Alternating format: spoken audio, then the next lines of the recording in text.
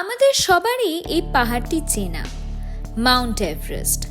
আমরা সবাই জানি বা এই ধারণা নিয়েই বড় হয়েছি মিস্টার এভারেস্ট এই পাহাড়টির মাপন করেছেন এবং তার নামেই মাউন্ট এভারেস্ট।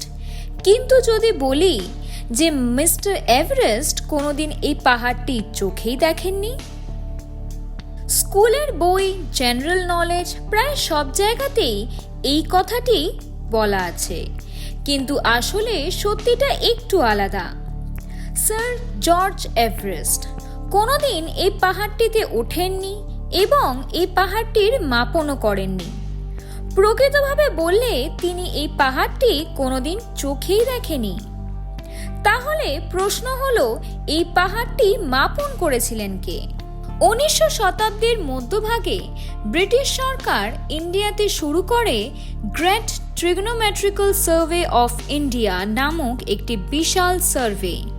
তখন কোনো স্যাটেলাইট ছিল না, কোনো মডার্ন টেকনোলজিও ছিল না, ছিল শুধু গণিত, কম্পাস এবং সঠিক ক্যালকুলেশন। এই সার্ভের সঙ্গে যুক্ত ছিলেন একজন ভারতীয় গণিতবিদ যার নাম রাধানাথ সিকদার। দূর থেকে পাহাড়ে না উঠে ট্রিগনোমেট্রি এবং গণিতের মাধ্যমে তিনি মাপন করেন একটি শিখর, যেটি তখন পিক 15 নামে পরিচিত ছিল।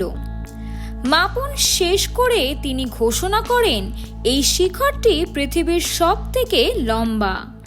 তার নির্ধারিত উচ্চতা ছিল 8,848 মিটার, যা আজকের মাপনের সঙ্গে প্রায় মিলে যায়।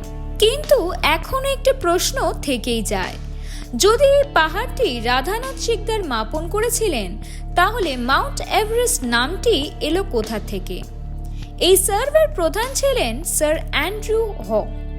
তিনি এই পাহাড়টির নাম রেখেছিলেন তার পূর্বপুরুষ স্যার জর্জ এভারেস্টের নামে।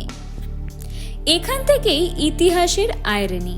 যে ব্যক্তি কোনোদিন এই পাহাড়টি চোখেও দেখেনি, তার নামেই পৃথিবীর সবচেয়ে উঁচু পাহাড় পরিচিত হয়ে গেল। তাই আগামীবার যখন কেউ বলবে মাউন্ট এভারেস্ট মিস্টার এভারেস্টই আবিষ্কার করেছেন, তখন মনে রাখবেন এই পাহাড়টির মাপন করেছিলেন রাধানাথ সিকদার, এবং ইতিহাস সত্যের থেকেও বেশি নামকেই মনে রেখেছে। আর আরও এরকম অজানা তথ্য জানার জন্য সাবস্ক্রাইব করুন ফ্রেমবন্দি।